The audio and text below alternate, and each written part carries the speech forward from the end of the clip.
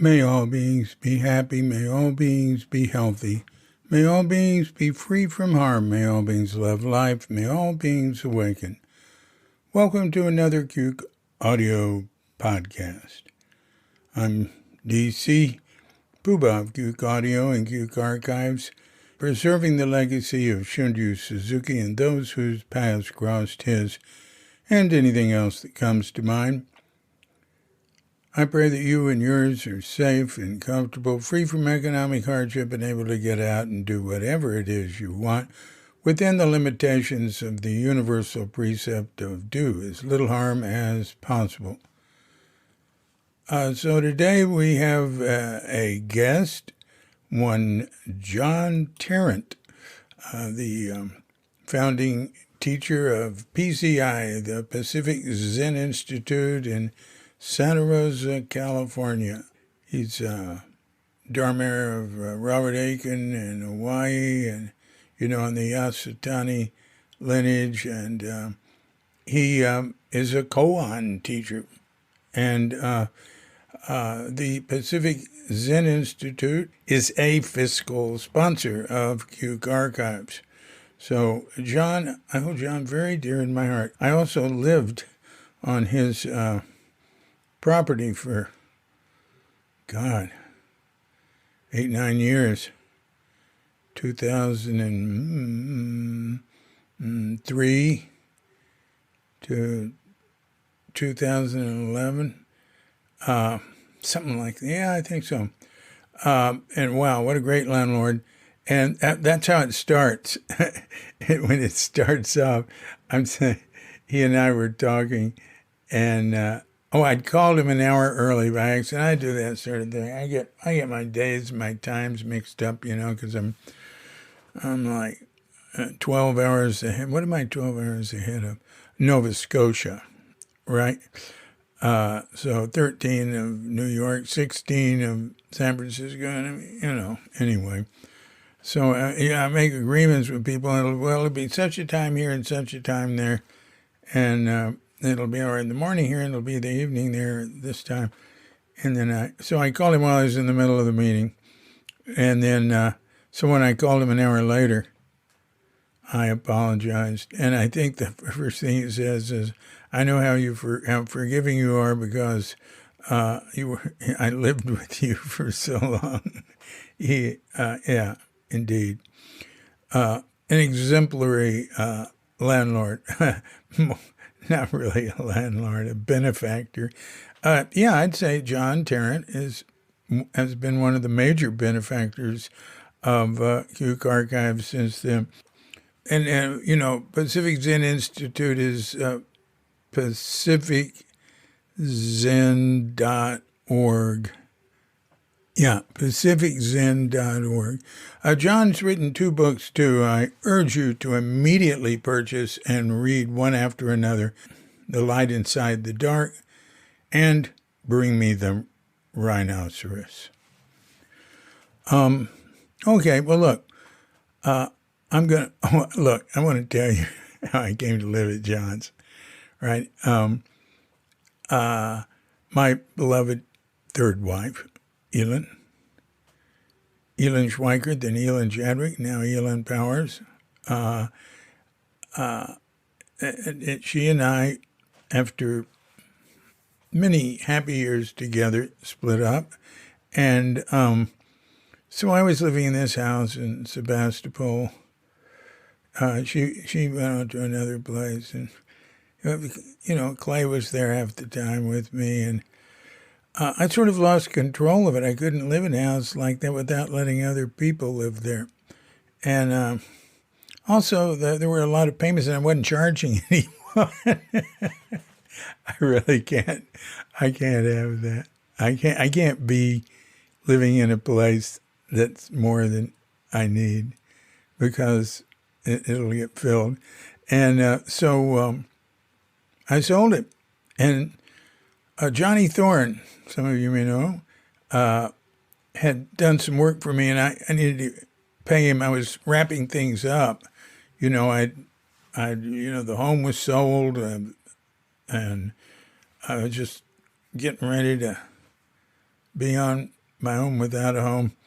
And so Johnny was doing some plumbing over at John Tarrant's. And so I went over there. I was living in Sebastopol, and John was, how long? 20 minute, 25-minute ride away on the outskirts of Santa Rosa on the way to Glen Ellen up at the top of a ridge.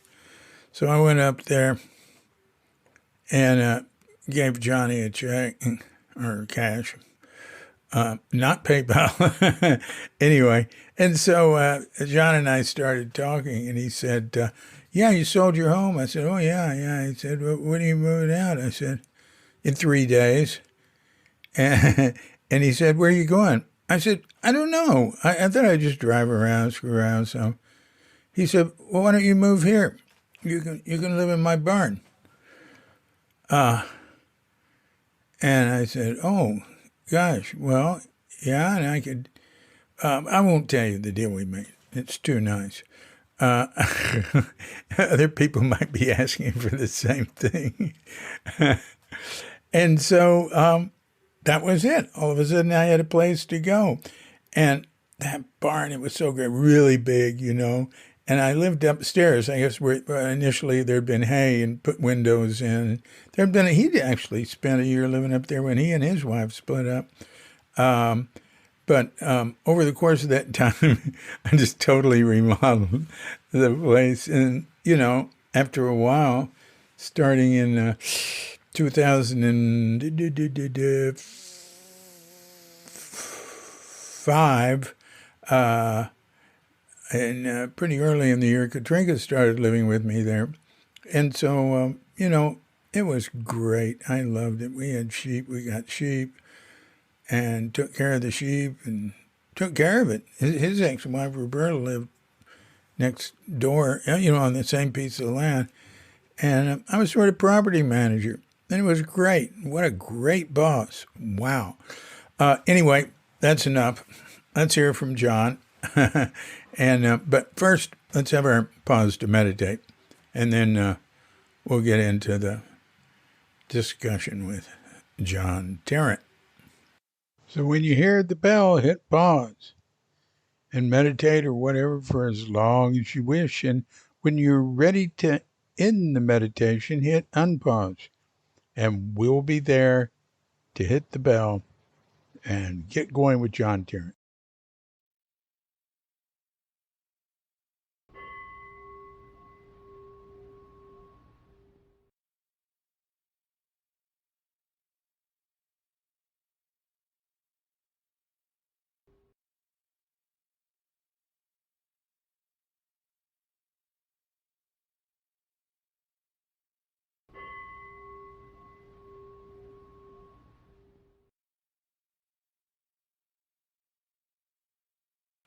I know how forgiving you are because I lived at your place for so long.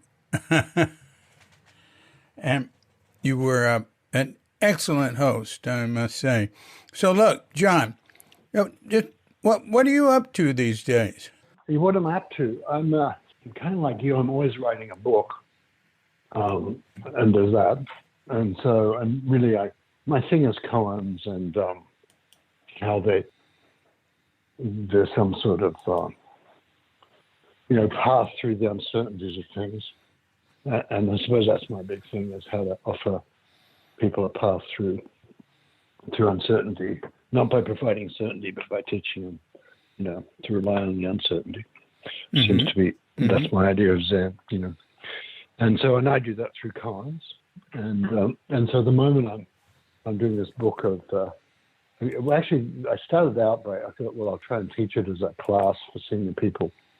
Like, Tom Moore, the guy who wrote Tear of the Soul, at the beginning of COVID sent me a note asking what I was up to, and he's saying what he was up to was he was teaching a class which he had some fancy name for, but he said what it really is, it's stuff I know, everything I know. I thought that was pretty cool, and so then I said, well, I want to teach something just about the stuff I know, everything I know. And so And so that's Collins for me, and the interaction with Collins interacting with the life we live. So then I did this, been doing this like kind of advanced class thing where I just teach rather than doing processes with people and exploring things with them. I'm just teaching what I know about different koans and categories of koans, like predicament koans and things, koans about emptiness and things like that. So that's kind of fun for me, but it's kind of specialized stuff, and mainly the people in the class are people who've been doing Zen for quite a long time, or starting to teach or things like that. But I'm hoping to get a book out that won't be so specialized, and so there's that. And then the other thing is we have COVID's actually been good. I don't know, it's probably been good for a lot of spiritual centers, but it's been good for us in terms of, while painful, anything that pushes you close up against the beast of life and death, is sort of like, you think, oh yeah, this is what really counts. And so people just start doing that and get focused on it. And so that's been great for us. And so, the teachers have gotten better, and people have gotten more committed, and sort of, that's been good. And so we've got, we decided to cooperate rather than, try and get some sort of ecosystem of teaching and seeing students and people. So we could, other people could take initiatives, not just me. So we're not so much a pyramid and more of some sort of, maybe a chaos field. It's more of an ecosystem, I think. And so that's good. And every Sunday I do a Sunday with me and my friends, and whoever else rolls along, where I just do 1.5 hours koans, Zen plus some music kind of thing, things like that. And so that's been something that never would have happened if it weren't for Zoom and the webs, because people come from, actually all of our events have people from all over. Sri Lanka, Great Britain, wherever. So it's kind of sweet. And I'm sure you've noticed that too. Yeah. Also, we're doing one of our guys is interviewing Zen luminaries or Buddhist luminaries, actually, like people like Hirschok and Bill Porter and people like that. And so I'm sure he'll get hold, John Joseph, I'm sure he'll get hold of you and try to interview you on Zoom. So just a heads up. He already has. Oh, I see. Okay. So. Yeah, he's talking about February. Okay, yeah. And he said we should talk about it. And I said, well, I never plan anything. But he said, well, there's some things we could talk about beforehand. I went, all right, happy to talk with him. Yeah, I like him very much. He used to be he's a great guy. He used to be a Citibank guy, so he wants to plan things. Yeah. So he's a good teacher. He was with Yamada in Kamakura for a long time. And one of the people who came over to me when Yamada died. So, yeah, he was in Japan. How long did he? 8 years. Something like that. Quite a long time, yeah. Long time. Yeah. I was there 4 years. 8, that's serious. That's how long we've been in Bali. Yeah. Wow, 8 years? 8 years, wow. Yeah. Wow. Yeah. Wow. Yeah. Well, good for you. Yeah, well, I miss you and Clay and, Kelly's been here a couple of times. But... that's kind of good. Yeah. Yeah, for a month. And but there's such good connectivity online now. I really don't feel that much of a loss. And Clay will probably make it here this year. We're going to try it. As long as things have to improve COVID-wise. Yeah, it's kind of difficult like that. It's pretty good here now. Now it's very, very low. A very, very high percentage of people are vaccinated here, and they've got, and we don't have the Indonesia is not fighting itself like America. you you can get deported from here for not wearing a mask and being caught twice. That's great. Yeah, you can't get into a mall without proof of vaccination. I mean, stuff like that. Well, good. That's kind of cool. Yeah, yeah, we like it. We like it.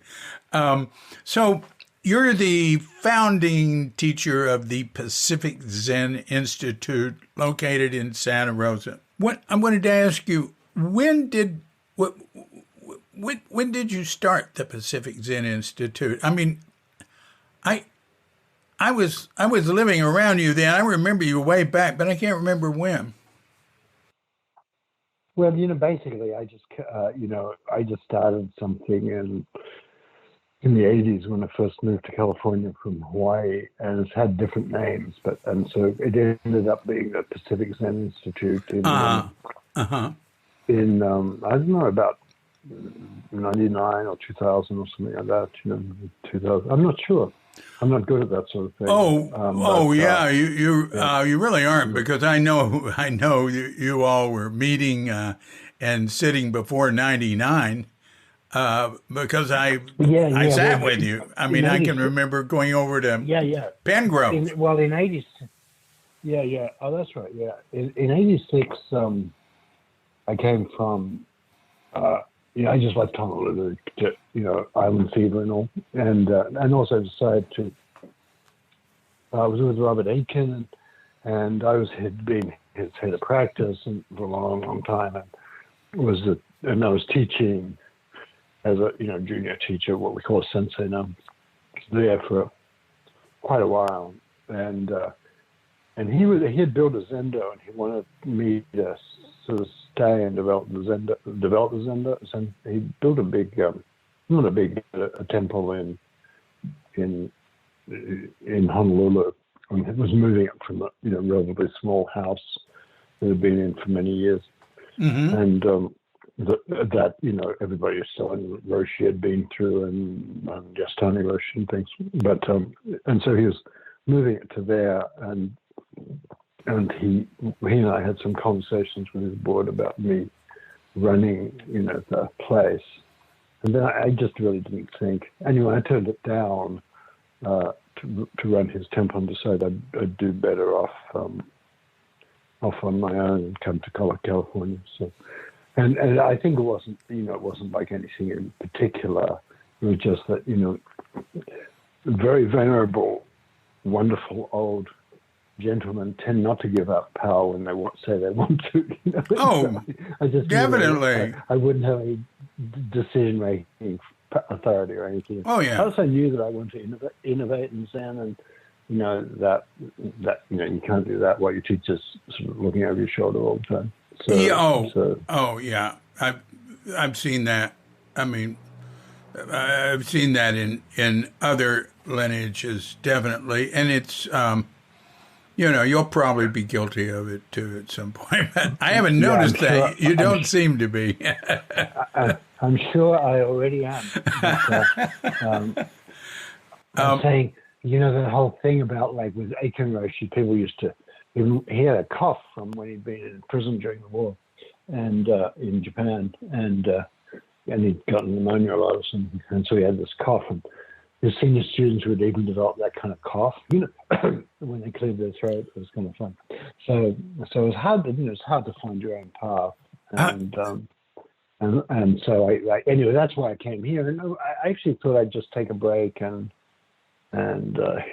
kick around a bit, and I mean, not kick around, but just find my feet. And then I went into I went to the bookstore actually to buy a gift for Robert Aiken, and I bought this rather odd Japanese book, and the person behind the bookstore asked me why. What's this? And I said, why are you interested in this? I said, it's a gift for a friend. He said, well, who's a friend? And I said, and they gradually wormed it out of me that I was going to send it to Robert Aiken, and then he turned out to be a Zen student and came to sit with me. That was James Ford, who. Oh, James Ford, my gosh. Yeah. What bookstore? And It was called Copperfields. It was downtown then, Copperfield. You probably might remember that. It was downtown Santa Rosa. And it had secondhand books and there. And that was in the days when bookstores were places people met and things like that. It's kind of a rather lovely place. When I had a kid later, I'd take her down to bookstores and things, So and then he became my first student, and so here. Is that right? Yeah. Is that right? Yeah. Wow.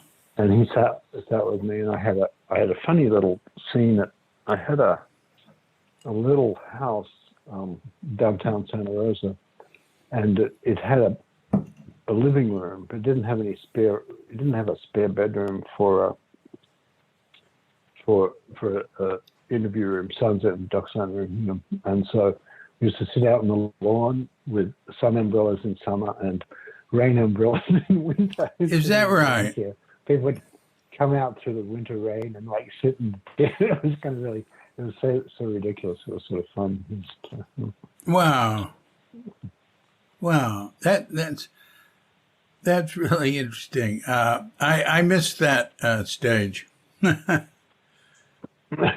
Well, that sort of stage is by definition transitory. Yeah. Yeah. Yes. Then we start renting places and stuff. Yeah. Well, when did you connect with David Weinstein? In Honolulu. We met in Honolulu. He'd been in Nepal. Strangely enough, with one of my first teachers too, was a guy called Lama Yeshi, who was a notable Tibetan teacher who spoke English and taught Westerners.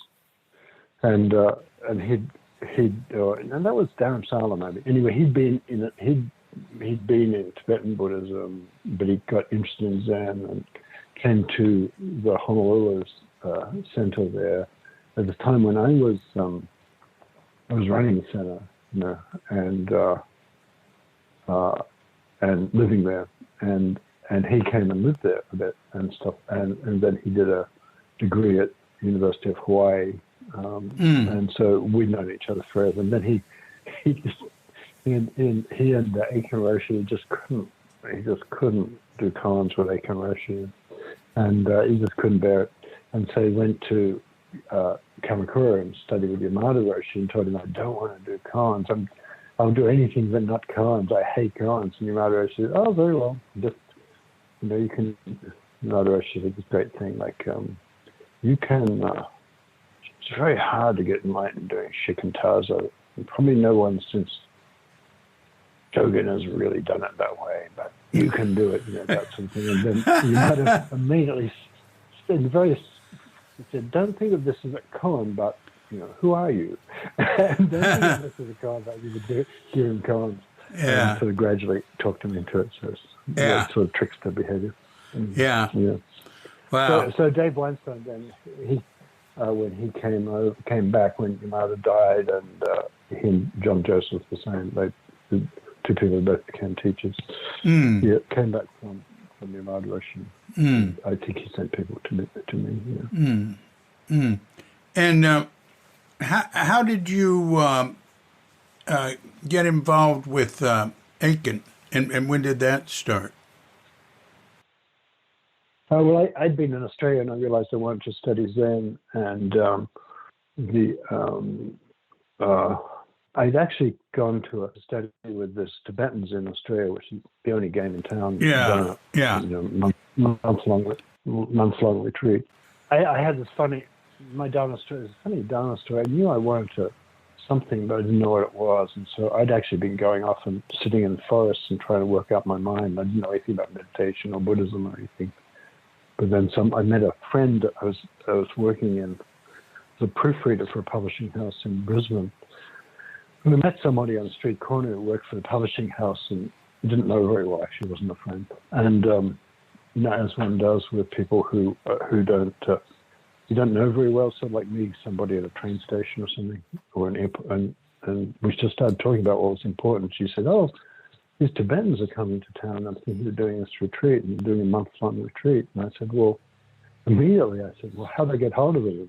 And immediately she said she got that something clicked for me, because she said, you can go, but you won't come back. And so in a way that was kind of true, because I went and did that retreat, but then I ended up being interested in that, led me to Buddhism and koans and things. And so a couple of us, I'd met some people out of Tibetan one day in Australia, and then I met a couple of people who were,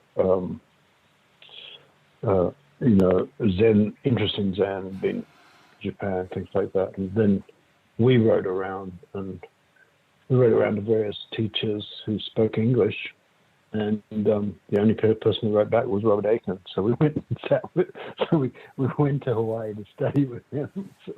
And he had a very, very generous. His wife was kind of financing things, and Anne Aiken, who was really part of the scene in a very significant way, and helped, hold together. Was a very gracious person, and had money, and she was really great, and she put this thing together. There was they had a real training temple there and everything, and so that's where I did my koan work, and that was in Maui, and then in Honolulu. So but then when I started on my own, that was how I got here. But when I started on my own, I really became interested. Well, partly in Hawaii, I was really interested in. I wonder why Zen centers feel so crazy when you're in them. And maybe it was just me, but that sort of thing about how can Zen meet American culture, in a way that it clearly met Japanese culture extremely well, but how can it meet American culture? And so I went and studied psychology and got a PhD and things like that, because I thought somehow it'd be a complementary thing, and it would help me understand Zen from another angle. I don't know if it did that, but then I got very interested in this notion of, while I was in Hawaii, got interested in the notion of soul and Zen, that you have awakening and emptiness and all those Zen things, real deep, important things, and really why we do Zen.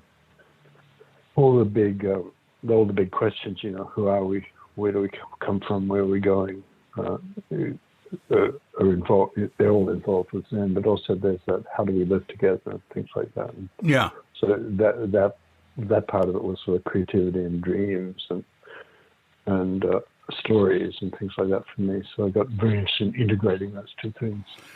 Yeah. So my first book I started on my first book was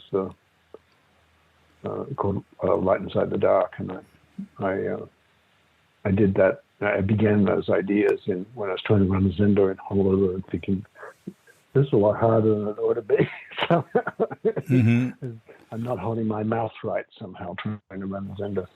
So, and it's the usual trade-off everybody talks about running a temple of, like, the tragic nature of the institutions. And actually, Norm Fisher, I heard him talk about Zen Center, but that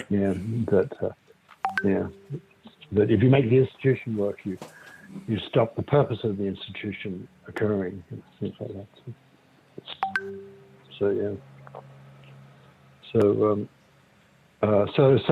So I got very interested in the soul and Zen thing, and ran into Michael Katz, who your book agent too, our book agent friend, and, he saw Stephen Mitchell had actually given him a little essay I'd written just for circulation in Zen World called Soul and Zen or something, and a few people had liked that, and I had gone had a little private thing. I got notes from people like Bob House and Jim Harrison and people like that. But it had circulated, but I hadn't done anything with it. And so Michael came up, drove up to, he used to ride this big fast motorcycle. He came up to see me in Santa Rosa, and I think we had lunch or something. And he asked me, like, would I like to turn it into a book? And I just couldn't get how I do that, so I said no. Very interesting. a year later, Michael, being Michael, like he just drove up again and without even mentioning it, like, took me out to lunch again or something, and then said, "Would I like to turn that in a book?" And I said, "Okay." Yeah. And so that's how I started writing that book. He did the same thing to me. Oh, really? Oh, That's he really funny. he made me write Thank You and Okay, my first book. He bought the computer, he sent me the software. He I'm just a creation of his. Actually everything I've done well, not everything, but writing wise, it all goes back to him, and doing podcasts and doing audiobooks. It's all suggestions from him. Yeah, I'm his automaton, really. He told me about, yeah, you're right. I coughed just a little while ago, just to let you know. He told me about like working with you. I don't know if you were working on that when I was beginning to work on Light Inside the Dark. So he told me how you were writing amazing letters home, and he said, at that stage, I think he just saw something. If he saw something, he knew whether he could make it work or not. He couldn't tell someone, do this and it works. But if something came to him, he could then tell it would work. And he thought those your letters, which were great, your marvelous things about how to get a driver's license in Japan as a guide and things like that. So really incredibly entertaining. And he just loved them. Yeah, that's amazing. Yeah, I write. Yeah, he asked me to write a book before I went to Japan. I said, "What, are you kidding? I'm going over there for input, not output." But then, of course, I start writing these long letters, and I'd go photocopy them, make 12 copies, and send them to friends in America and family and stuff. That's where it came from. That's so great. You have a similar experience with him. Yeah, well, thanks, Michael. You got us into trouble. Yeah, and like a lot, writing is. I was actually a fairly decent writer of a short piece, but writing a long piece, you need different voices and things like that, and so right, exactly. So then he and I was essentially started as a poet, so I was used to sort of short lyric things. Exactly. And he, and so I was flailing around in this manuscript. It was getting bigger, but not moving forward, sort of thing. And he actually hired Jane Hirschfield to. I don't know if he ever did that with you. He did that with some other people. He hired who? He hired who? Jane Hirschfield, the poet. Oh, Jane. Yeah, Jane worked on. Yeah. She went over both Thank You and Okay and Crooked Cucumber. Yes. Yeah, she was very helpful. She's really good. Yeah. Yeah, no, she's tremendous editor. Yeah. And she understood what one was talking about, and she was sort of picky, but not super picky. Like, she could. I always knew with Jane's work, that was an interesting thing I found out about being edited. If Jane, a good editor, always would pick up something you thought, oh, maybe I'll get away with this. And Jane always would pick that up, something that I thought I wasn't completely sure about. But her solution, I realized other people's solution doesn't make you happy. So then you just got to rewrite that bit of the page or something yourself. Yeah. And yeah. And that was books tour days, and I was still doing book tours and then that sort of thing. And then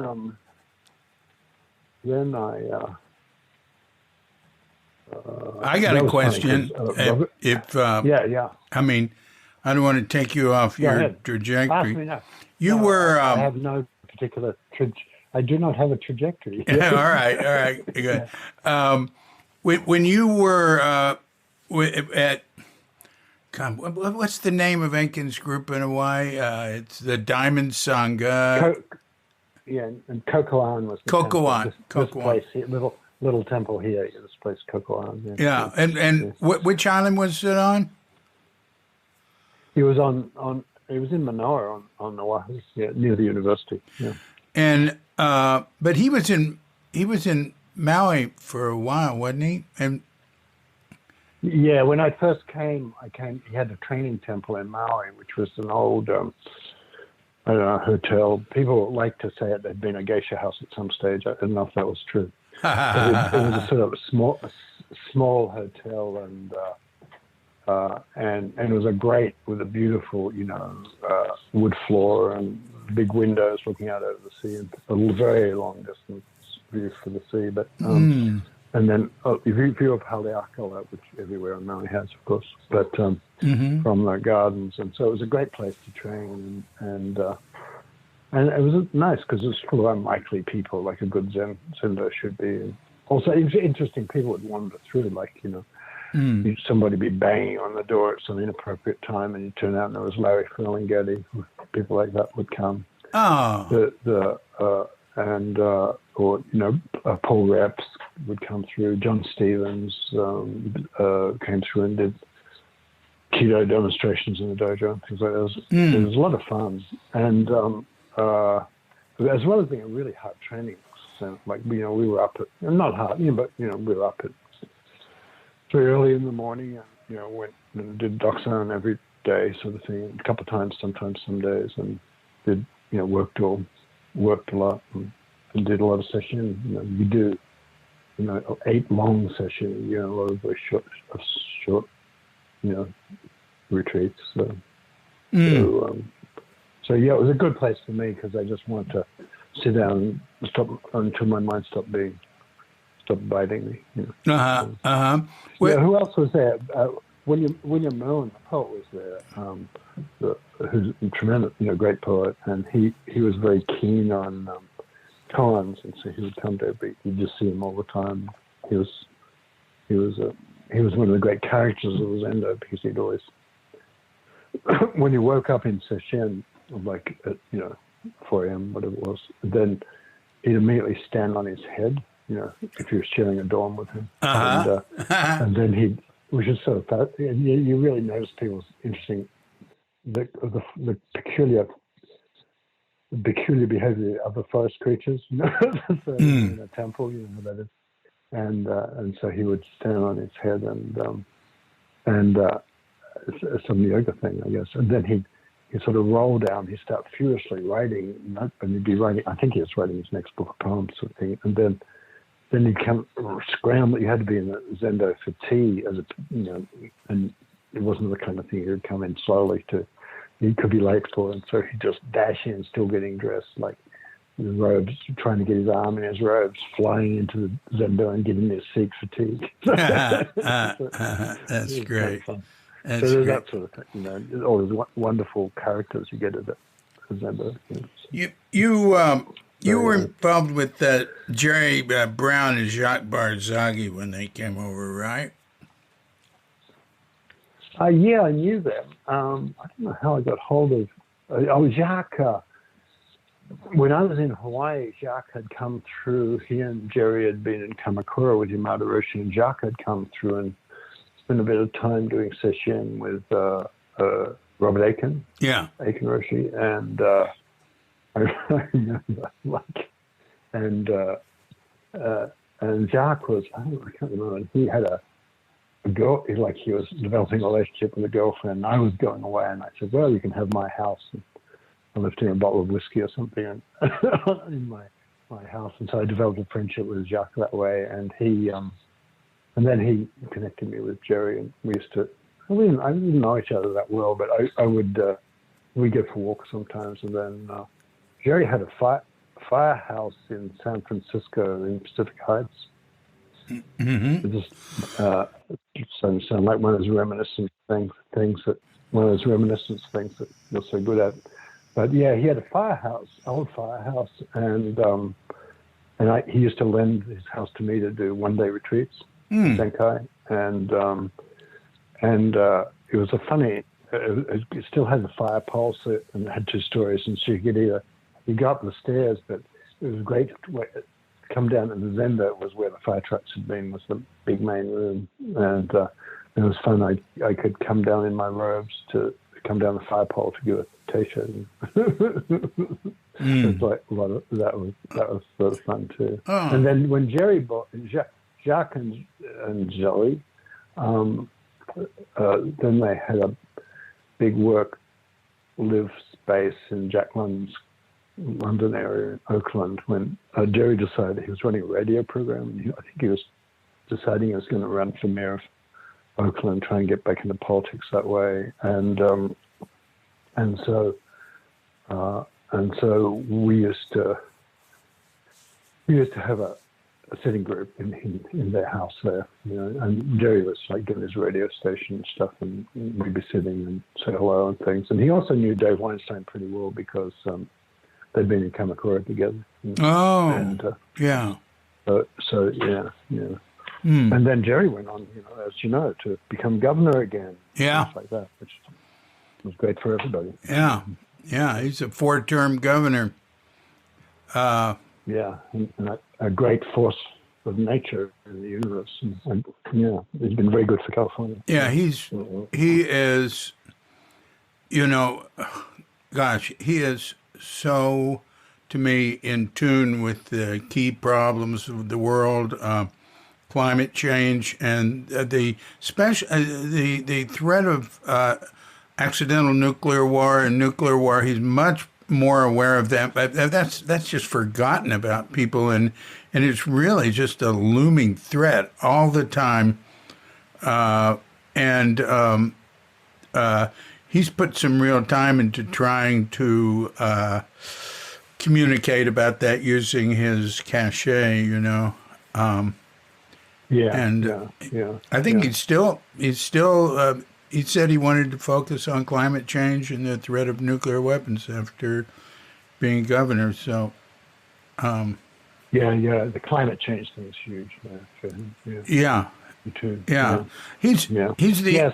So I go ahead. Yeah, I was just going to say, the governor up there in Washington State's been very, very strong on it. Jerry Brown's the only one I've heard saying that he feels that the continuation of vertebrates is threatened. He's very serious about it. Anyway, just wanted to... Well, that's that whole thing about, Lynn Margulis said, somebody said, well, what happens if we all destroy ourselves? And Lynn Margulis said, the major bacteria will just start again. Evolution will start again. Yeah. There's that vast perspective, Yeah. I read that as long as we don't totally poison the earth with too much radioactivity and stuff, that it can come back 17 times in its projected lifespan. Anyway, that's great. We'll see how it goes from altered states. And anyway, I wanted to ask you, when did you first get an inkling of, in terms of it's called sometimes a way-seeking mind story. Where did you start? Where were the first sparks of it back in your homeland of Australia? Yeah, and the Tasmania. You're the only Tasmanian I've really known that I can remember.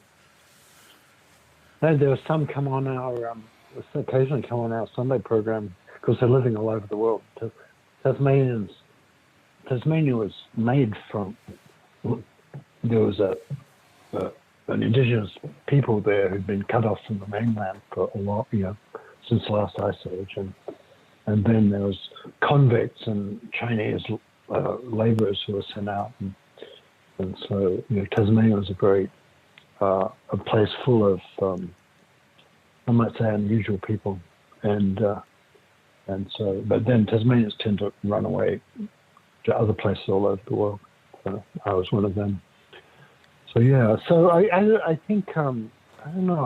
I noticed that when I just noticed that my mind wasn't working as advertised, and also I just didn't fit in the culture, Yeah. and so I was I was sort of like, I don't know, I didn't like Vietnam, I didn't like that sort of thing, and I didn't fit in the culture, and I was expected to do all these things, go to Oxford and stuff, and I just didn't, and so I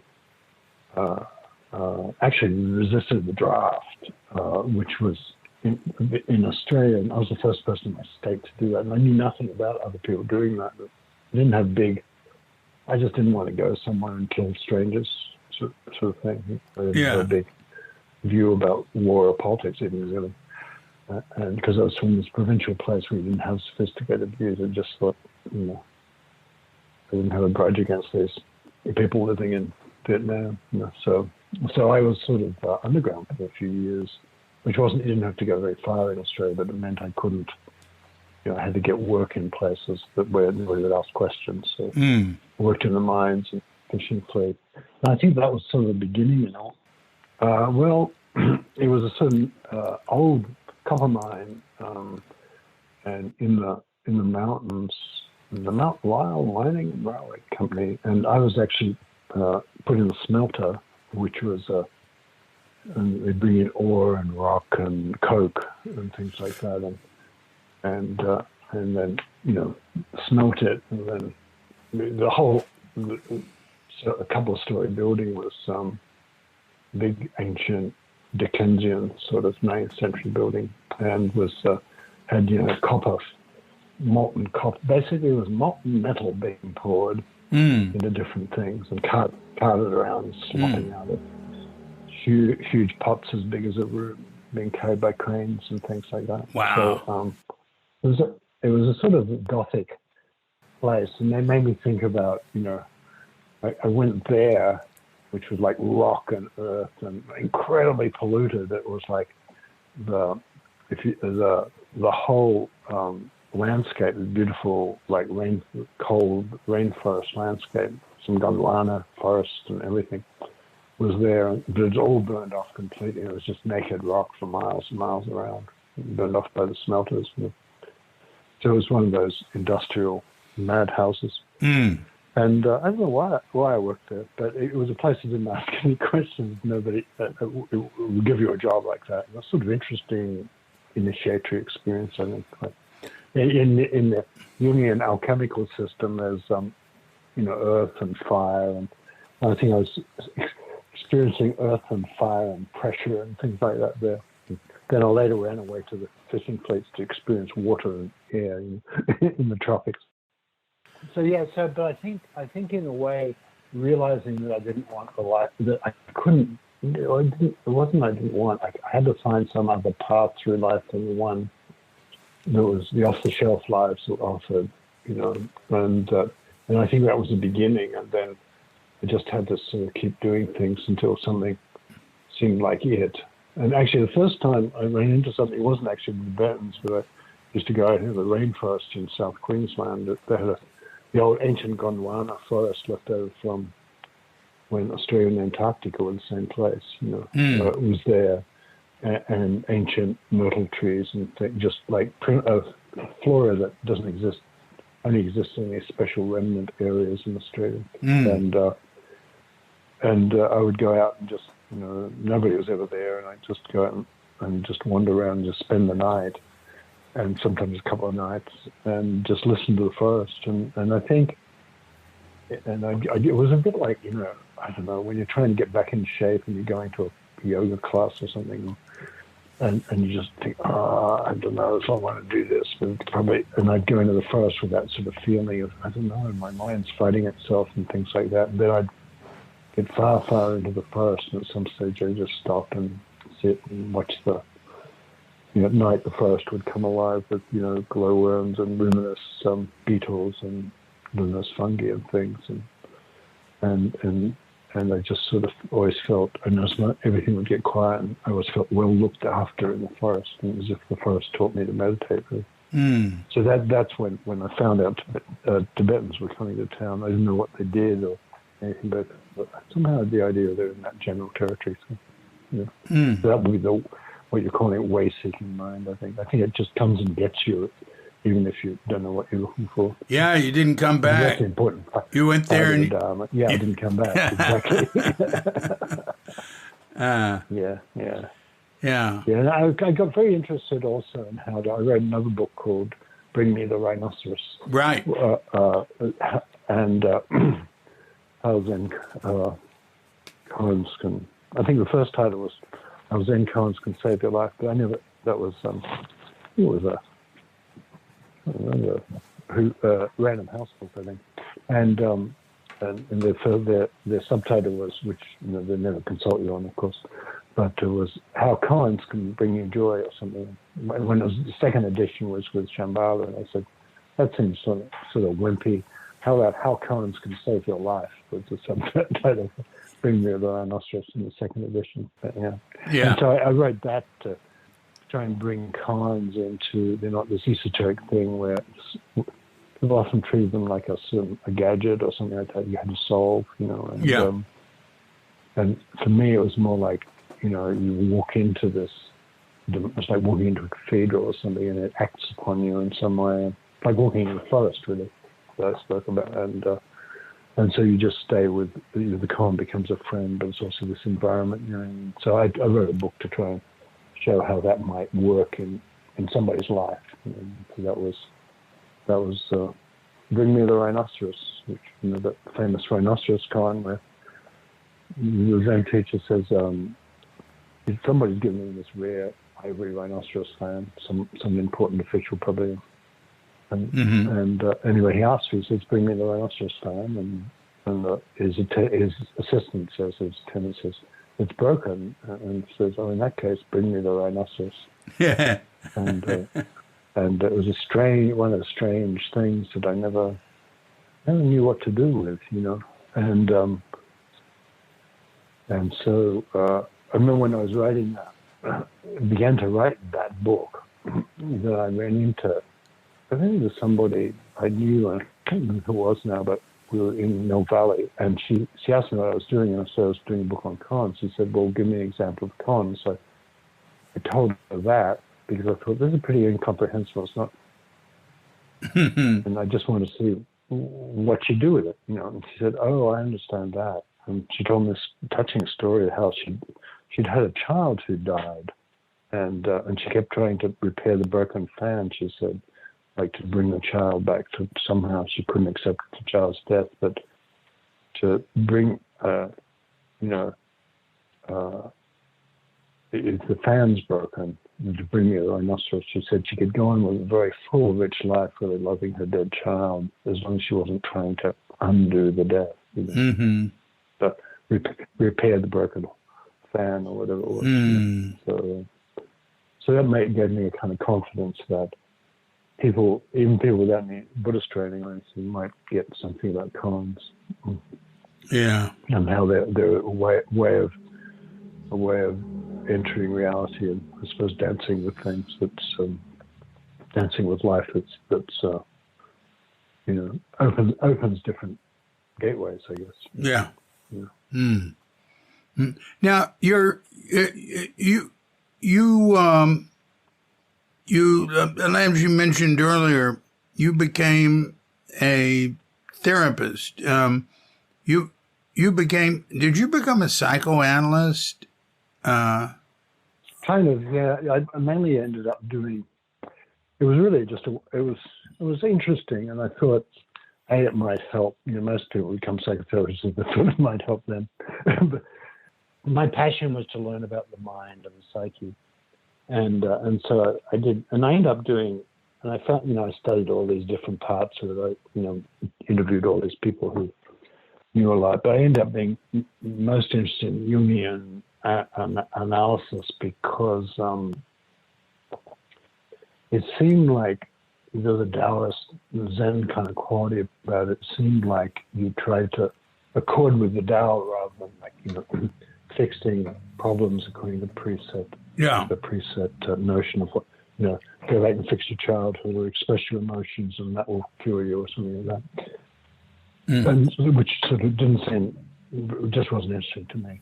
So that wasn't interesting to me, that approach. So and so I still am interested. Like I still like do, I don't do anything psychotherapeutic. I haven't done like 20 years or something. So it was a way to sort of orient myself to that part of the mind that seemed relevant, and also I have brought more of that. Like I'm interested in, like, well, what are people dreaming about and things like that when they're becoming teachers or something like that, because it's in their dreams in some way. That's what. Well, where did you study that? Did you study that in Australia or in Hawaii or what? In Hawaii, I studied with a whole bunch of people. There was a guy, the main person I studied with. There was a guy called Renee Tillich, he'd grown up in this world. He was the son of Paul Tillich, who was a great theologian. Oh yeah. And so he had that some sort of interesting point of view towards, slightly different from some others. And I was very close to him, I was a close friend of his, and also his student for a long time. And then in California, I studied Jungian dream work with various people, and but then I realized I don't know, I enjoyed working with Zen, and so I wanted to bring dreams to Zen rather than Zen to dreams, if you see what I mean. So Yeah. a lot of people do psychotherapy and want to improve the psychotherapy by connecting with Zen, but I was the other way around. Yeah. Yeah. I thought of myself as fundamentally a Zen person who wanted to find ways, just the way Zen interacted with like tea ceremony and martial arts and ceramics and everything. Then in Japan, and sometimes with dreams. I mean, but dreams are not, people didn't ignore their dreams. But anyway, so I thought, interact with the imagination and storytelling and dreams, creativity in the West. So that was what I was doing there. But was your would your study in Freudian, Jungian, transpersonal, or all of them, or what? I did I was very interested in systems work originally, with a guy called, Dick Oswald in Hawaii, who was, he was very interested in the way a family would start behaving as a kind of ecosystem, rather than, in other words, rather than trying to treat an individual, you look at a family, the way, like some kid is acting out, and everybody tries to fix the kid. Well, Dick instead might get the parents to talk to each other, and that might fix the kid. That kind of thing. Mm. And but what I was interested in that because it seemed a bit like Zen. Poke something here and it pops out over there. But then mainly I got interested in Jungian dream work, Jungian work, because it was like Taoist, as I said, and a dreamy thing. Yeah. So I guess that was the thing, and that I got very interested in. And as I said, I really think of myself as somebody who's trying to find a way for get koans out of the Song dynasty and also out of the medieval Japanese temples, and into to get them loose in the wild. Yeah. In the West, and so one of the ways I've been doing that is just finding, connecting in poetry and dream work and creative storytelling and things like that, But mainly I think of myself as a koan teacher. Okay, well, I know you got to run. Well, David, thank you. Thank you very much. That was great. I loved it. I loved talking with you. It's really good hearing all that, and maybe we'll do a follow-up in, half a year or something. Very good. Very good. All good wishes, David. Yeah, same to you. Cheers. Same to you. Bye-bye. So thanks a lot, John. You're a good man. It was really great to talk with you. And, I hope you make it here someday, or somehow I get back to the United States. I don't know. It's a big country. I don't want to drive. It's so big. I live in this little tiny world. You come here. Okay. This has been a Cuke Audio podcast. I'm DC Poobah of Cuke Audio and Cuke Archives, reminding you that Crooked Cucumber is now an audiobook that you can get. Audible, Amazon, and it's actually second edition, available only on audiobook. And that's a lot of work because the audiobook was made like 21 years after the book came out, and I'd learned a lot. So there were substantial changes in it. Although I don't know, if you read it back then, 20 years ago, you go, I didn't notice any difference. Okay, so coming to you from Sleepy Sanur with Doggett, Bandita Feline Cuchita, and the spirit of dear lovely Katrinka, who is on her way to Oregon to visit her family there. Okay, we're all wishing you and yours and all of us a grand awakening.